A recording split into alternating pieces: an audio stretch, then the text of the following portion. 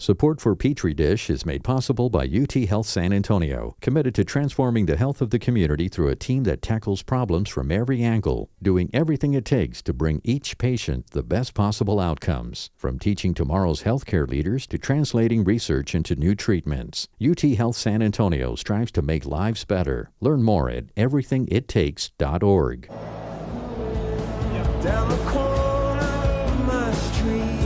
Please take your seats. Our program will begin in 1 minute.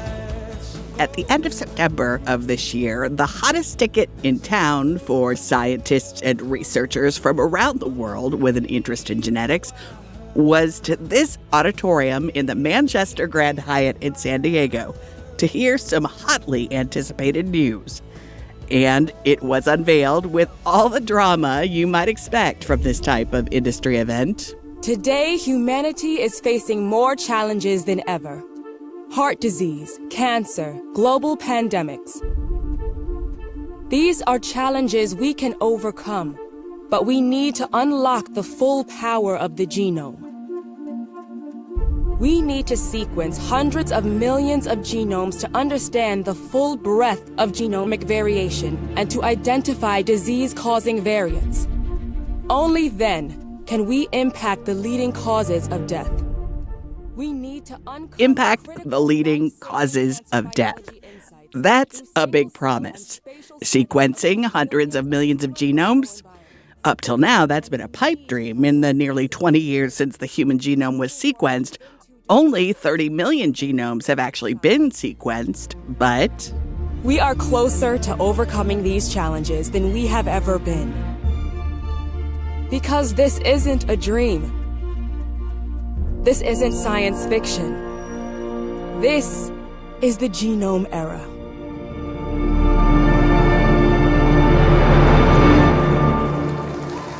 A man named Francis D'Souza stands next to the machine that he hopes will launch this genome era. I'm thrilled to bring you the most innovative sequencing platform ever developed. The NovaSeq X series.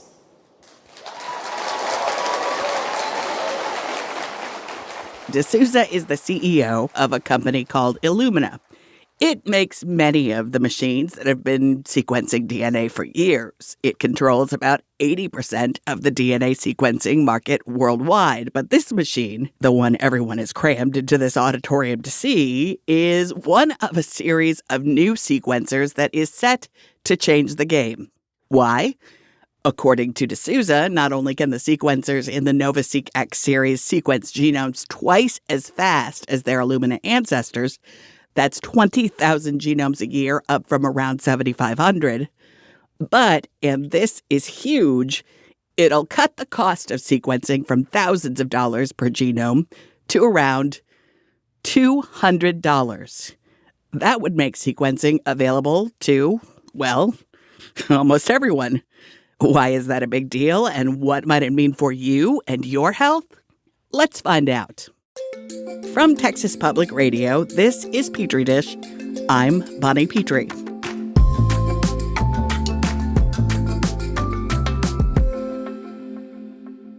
On March 23rd, 1997, an ad appeared in the Buffalo News, the daily newspaper in Buffalo, New York. This ad was looking for 20 volunteers who would be willing to participate in, quote, a very large international research effort. The goal of the effort? To decode human hereditary information that determines all individual human traits inherited from parents. The nondescript research solicitation was placed right next to an enthusiastic promotion for an Easter egg hunt coming up in Niagara Falls that featured a grinning fish who promised fantastic fun. But the researchers in the ad next door made big promises too. They said the outcome of their effort would have a tremendous impact on future progress of medical science to improve diagnosis and treatment of hereditary disease. They weren't lying. This ad in the Buffalo paper back in the 90s was soliciting volunteers to donate blood samples to the Human Genome Project. This international group of researchers was seeking to map human DNA, and by 2003, at a roughly estimated cost of $3 billion, it mostly did. It released the first ever sequence of the human genome. In the nearly 20 years since, this sequence has revolutionized our understanding of how diseases are caused, how to treat them, and how the environment and heredity work together to create our unique, individual biology. It's a lot, and it can all be very confusing. But since I think having a basic understanding of this stuff is not only essential to understanding the medical revolutions of the past, but the multiple medical revolutions right now on our doorstep, for a lot of us, I think we have to first get a bit remedial. That includes me, so I did what I do. I went and found us an expert to talk with. His name is Sean Vargas, and he is the manager of a lab called the Genomics Core at the University of Texas at San Antonio. I've been to a lot of labs over my career, and they all have this sort of lived-in, worked-in feel. They're not really what you would expect from the movies. The UTSA Genomics Core is no different. It has various machines and slides and microscopes and other tools scattered on rows of countertops throughout the room. But the work they do here is as cutting edge as you can get. So before we get to our human genome sequencing lesson, I asked Vargas to tell me about UTSA's Genomics Core. The Genomics Core is a kind of fee-for-service facility. So we maintain the instrumentation and we have the technical expertise on really focused on preparing RNA and DNA for DNA sequencing. And then some basic analysis on how to kind of take that raw sequencing information and turn it to something our researchers can use. Okay, we're in the right place if we want to understand the genome and sequencing and how researchers and ultimately our primary care physicians can use them to improve our health. So let's begin at the beginning, shall we? What is a genome? What is a genome? So our body, right? Our body is made up of billions and billions and billions of cells, these tiny little microscopic things. At the heart of each cell is the nucleus. And in the nucleus, we have the blueprints to building a human. Those blueprints are what we call our genome. It is made up of a particular molecule called DNA, deoxyribonucleic acid. Man, I haven't said the full name in a long time. But it is made up of 4 little molecules that repeat in unique patterns that we can decode as genes. These genes dictate things like the color of our hair, the color of our eyes, how tall we're going to be, are we going to be really, really athletic, or are we probably going to be more prone to book smarts? And while that is a probably oversimplification, the simplest mentality, it really is a blueprint to the how to build a person. And specifically, the DNA inside of you is different from the DNA inside of me. It's different from the DNA inside of our friends, our family, our parents, because it's unique to us. It's almost like a fingerprint. But this fingerprint is the heart of every single cell in our entire body. Vargas mentioned 4 molecules there, and I don't want to let that slip by without exploring it a little because it's really important. Your body is kind of like a book, and the pages of that book are packed with letters. But you can't read the book because the alphabet of your genome is only 4 letters long: A, C, T, and G. The pages of this book would probably read like gibberish to you, but the combinations of these letters in your DNA make perfect sense to your RNA, and they make you, you. Your book and mine contain 3 billion pairs of combinations of these letters. So one pair might be GC.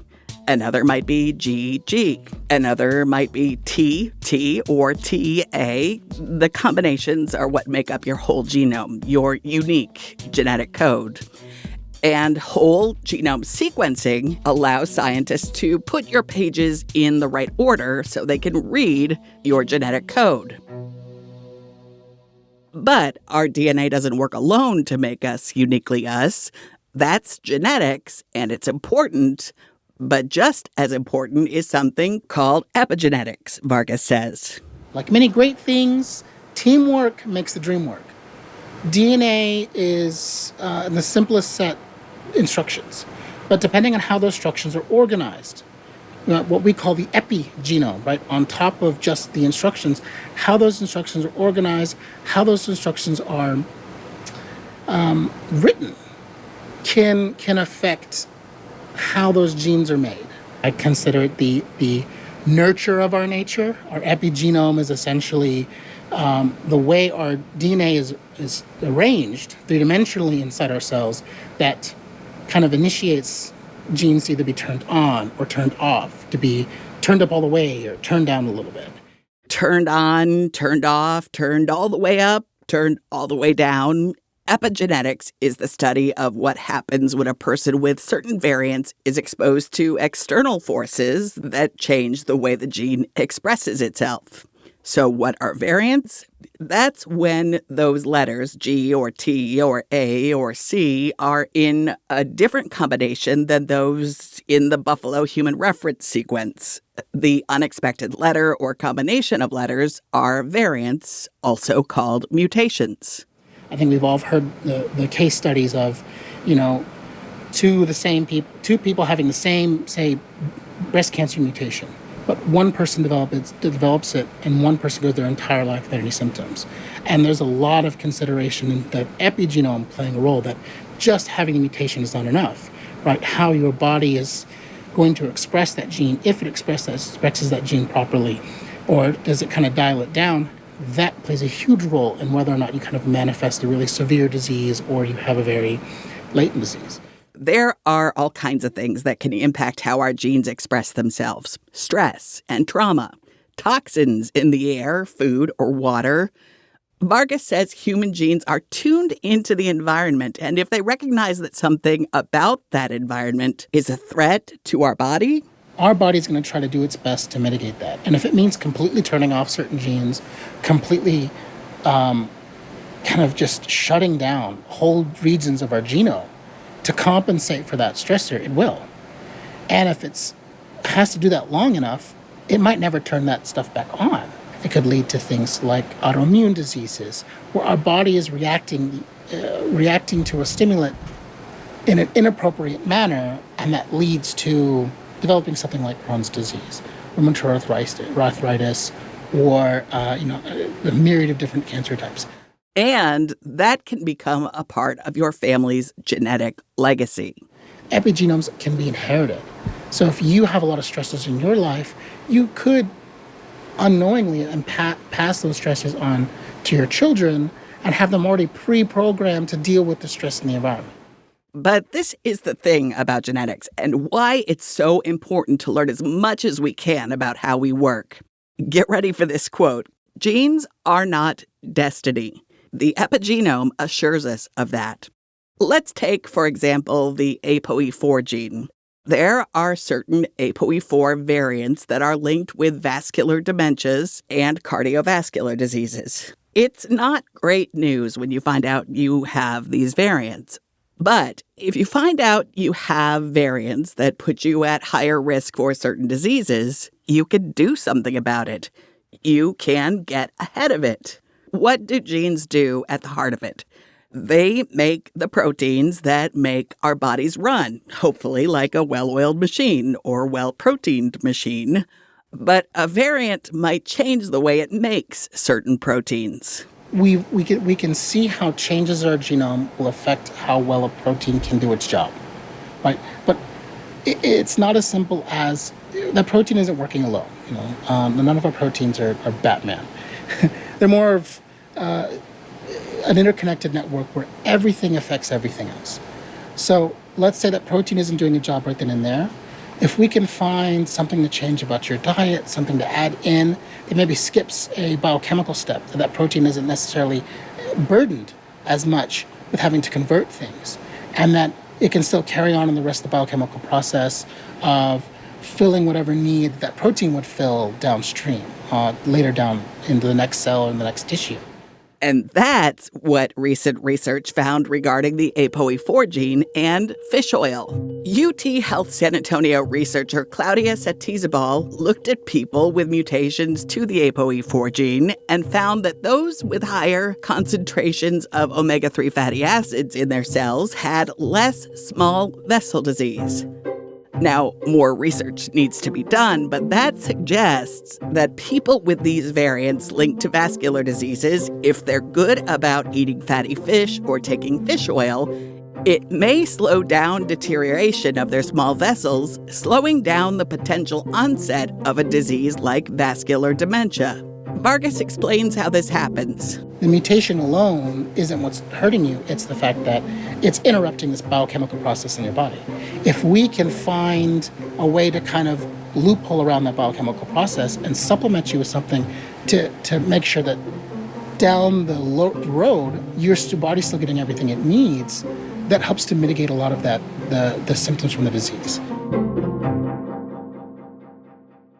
Obviously, for a lot of patients, getting ahead of a disease feels urgent. We're talking about people with a family history of a disease, symptoms of a disease, or both. Right now, even though it's still expensive, their doctor may order genetic testing for them alongside more traditional blood work and labs. The most obvious thing is looking for known variants, known clinical variants. It's probably the simplest way that genetic research has kind of affected healthcare. For example, your family has a history of cancer, particular type of cancer. My mom specifically had breast cancer.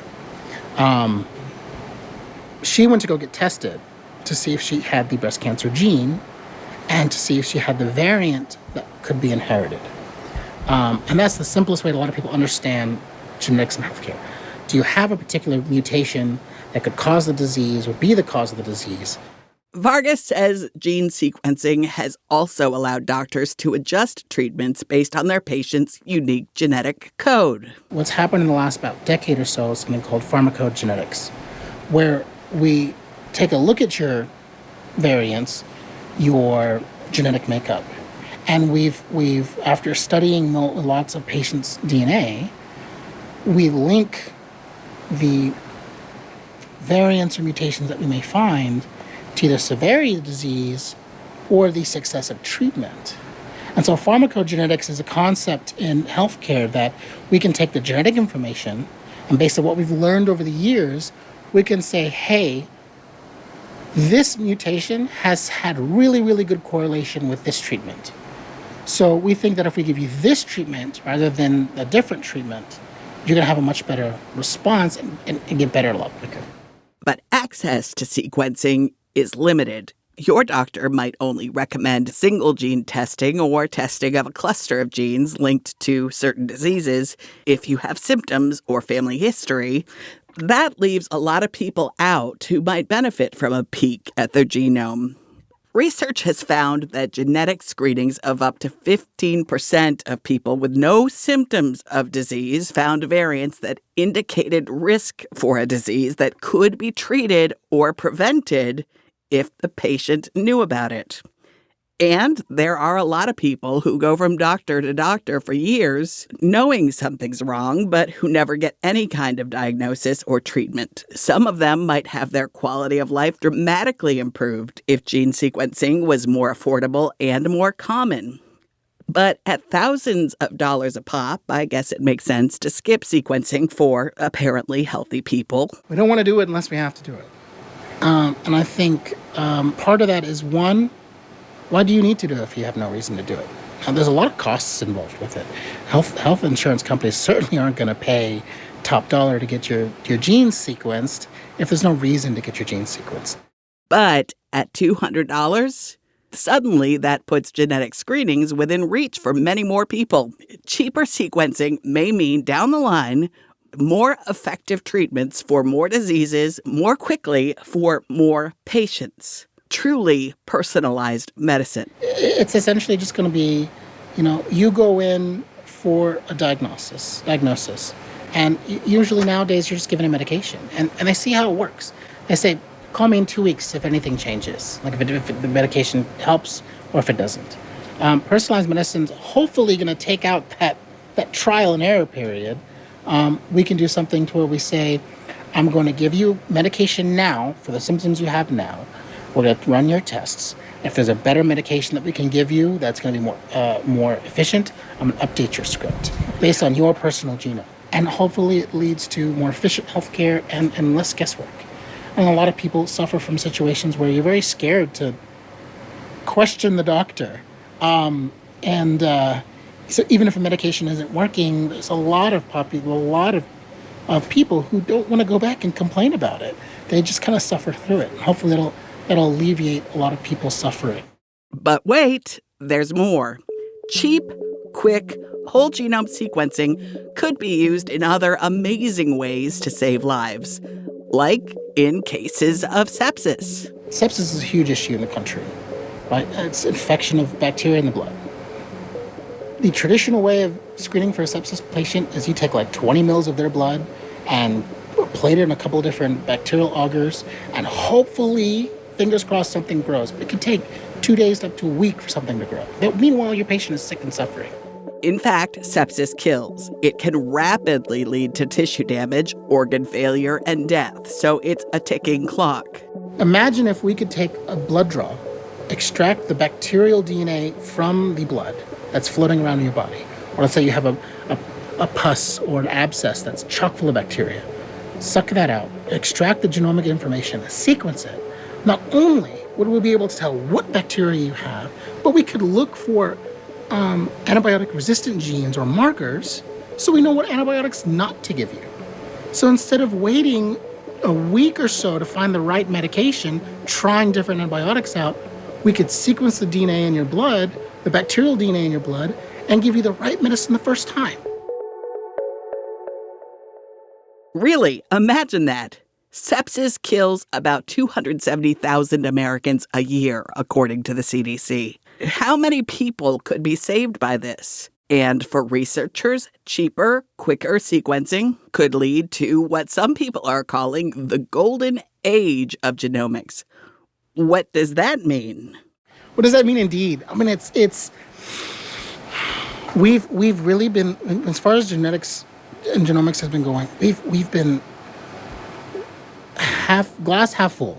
We've been very optimistic, doing the best that we can, because the kind of information needed, the kind of scale that we have to really make the really big discoveries, we haven't had that. Having really affordable sequencing is going to change the game. It will change the game, Vargas says, because it will eventually give researchers access to a number and variety of genomes they could only dream of in the past. For example, in the 90s, when we first did the human genome, we only had about 12 people submit their DNA for that genome. 12 out of the 7 billion people on the planet. We got 12 people that are the poster children for genetic information. That's back in Buffalo, remember? So this reference panel would be perfect to measure my genome against. I'm a person of European ancestry born in Buffalo. So we're done here, right? No. That leaves a whole lot of people out.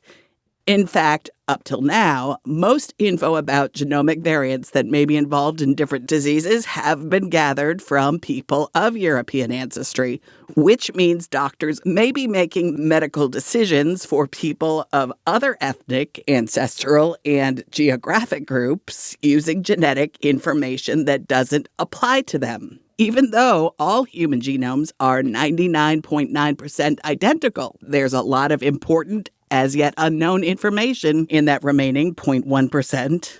So the more and more that we add to this pool, the more diverse the pool gets, and the more that we can break up this pool based on heritage, right? Whether it's based on regional heritage, where you grew up and where you were born, versus based on your family's ethnicity, where they came from. We see different prognosis for different people. When we're talking about $100 to $200 to sequence the human genome, we can now do Well, what we're spending now in research, nearly $1,000 per human genome, you can now increase the amount of sampling, increase the amount of people that you can screen tenfold. It's mind-blowing. So I'm in San Antonio, and Vargas is in San Antonio, and UTSA's Genomics Core is in San Antonio. Let's imagine doctors and researchers in San Antonio start taking advantage of inexpensive sequencing. Just imagine the size of the Latino reference panel you could soon compile. Huge, massive.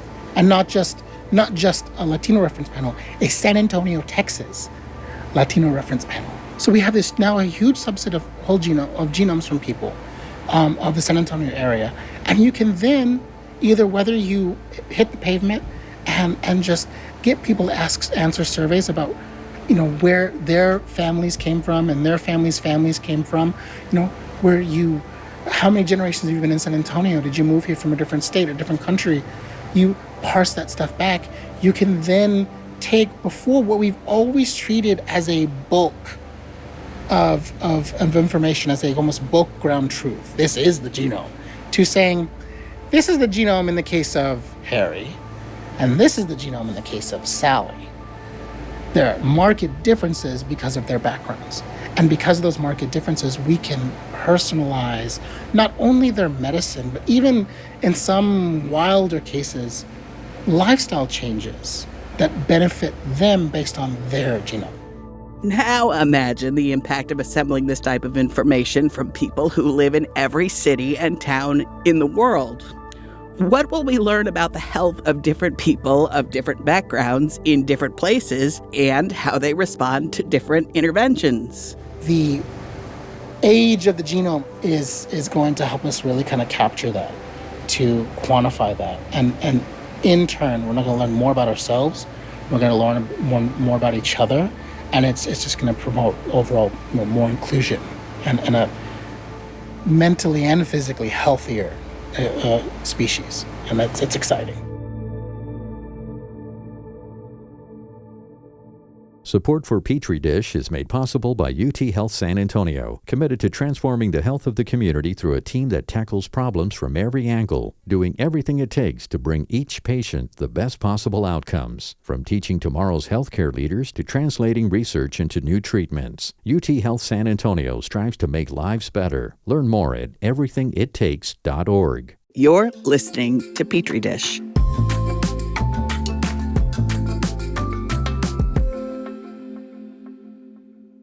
Vargas is admittedly extremely optimistic about the possibilities associated with genomics and the human race, but there are a lot of people who fear what could be done with information like this. After all, eugenics is a thing, and people with all kinds of nefarious intentions exist.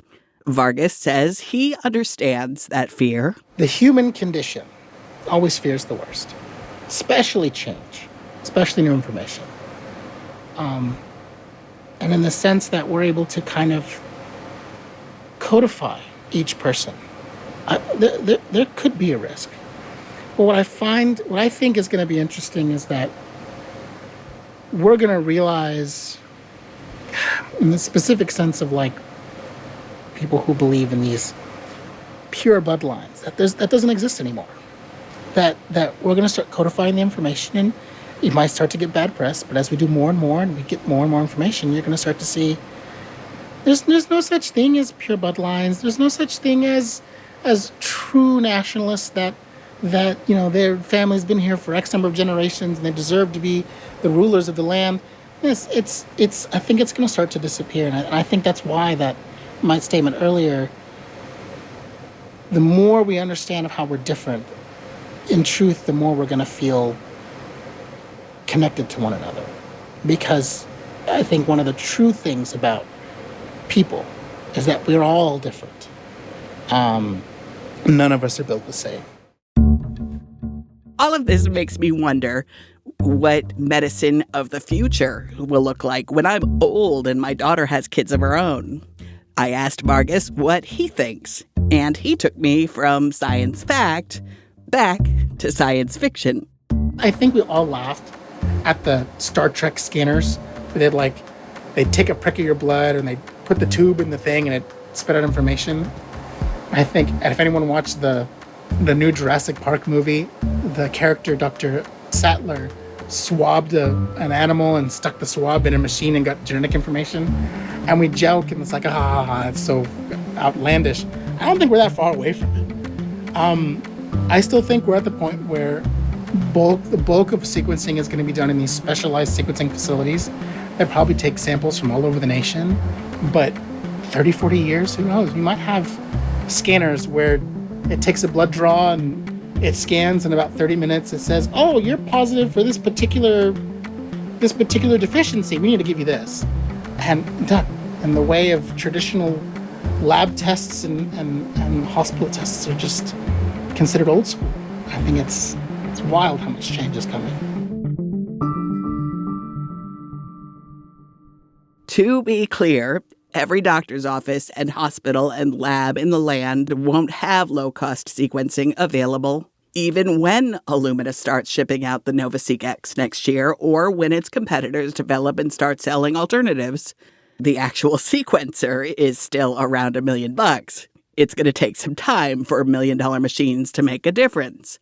But still, like Vargas says, it's wild how much change is coming, and it's exciting. In my family, on my dad's side, people have a tendency to die young, in their 40s and 50s, young, of a variety of things. There is also more depression and other mental health challenges than is typical on this branch of my family tree. And many of us on the Petrie side have other clusters of symptoms, nothing that will immediately kill you, but will certainly reduce your productivity and quality of life. Then, back in the 90s, a couple of years before the Whole Genome Project put that ad in the Buffalo paper, my dad's sister got really sick. They thought she had leukemia. She was so sick she was hospitalized. She thought she was dying, and she was, but not of cancer. It turned out she was extremely deficient in vitamin B12, which can eventually kill you. So without getting into a podcast-length discussion about how B12 is absorbed and put to use in humans, suffice it to say that this vitamin, known in fancier circles as cobalamin, requires a protein called intrinsic factor to be synthesized in the human body. Some people lack intrinsic factor because they have an autoimmune disease. My aunt doesn't have an autoimmune disease. So what caused her life-threatening deficiency? I became somewhat obsessed with my aunt's sickness and all the illness and premature death on that side of my family. That eventually led to a related obsession with genetics and genomics, though I didn't have access to the tools to dive deeply into my own genes until 2 years ago. That's when I got my whole genome sequenced. There are a couple of companies that do direct-to-consumer whole genome sequencing. They're expensive, but they exist. I'm not talking about 23andMe or Ancestry, which I've also done. They analyze just a tiny percentage of your genome. I'm talking about the whole darn thing sequenced. And if you have enough knowledge, you can look at the data and learn from it. And when I got my results back, I saw them right there on the cobalamin binding intrinsic factor gene. That gene is known as the CBLIF gene, and on mine, there were a cluster of medium and high-impact variants. Remember how UTSA's Sean Vargas told us variants can change the way a person produces a protein? These CBLIF gene variants impact whether a person produces intrinsic factor, and if so, how much. So my aunt's illness, and maybe some of the others in my family, could be explained. They were in the genes. In fact, in a conversation with an older cousin, I later learned my grandpa, who died when I was 7 and he was 59, had a known B12 issue, though he didn't get the regular B12 injections you need to treat it. Yes, treatment for hereditary intrinsic factor deficiency is cheap and easy, but you gotta know you need it. What did I do with that information? Well, I've told all my cousins that they need to tell their doctors about this. And should they start having any of the long list of symptoms associated with B12 deficiency, their doctors should explore that as a potential diagnosis, going as far as ordering tests of their CBLIF gene for variants. This information could save the lives of people I love, including my daughter. At the very least, it could improve the quality of their lives. So I'm not objective on this topic. I think whole genome sequencing is fantastic. In just the last month, we've learned important new things about the COVID virus and about how the Black Death of the 14th century changed the human genome forever. And we learned that bipolar disorder, schizophrenia, and schizoaffective disorder may share common genetic underpinnings. And we learned that the 54,000-year-old Neanderthal bones found in a Siberian cave were those of a family who probably all died together. And we learned all of that because we can sequence genomes. How is that not exciting? You heard Sean Vargas say that he believed affordable, accessible, widespread whole genome sequencing would ultimately lead to a mentally and physically healthier species. I agree with him.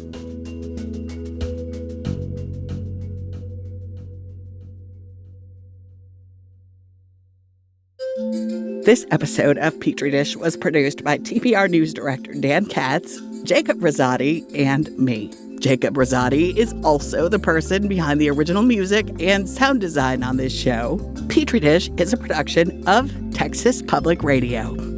I'm Bonnie Petrie. Talk to you soon.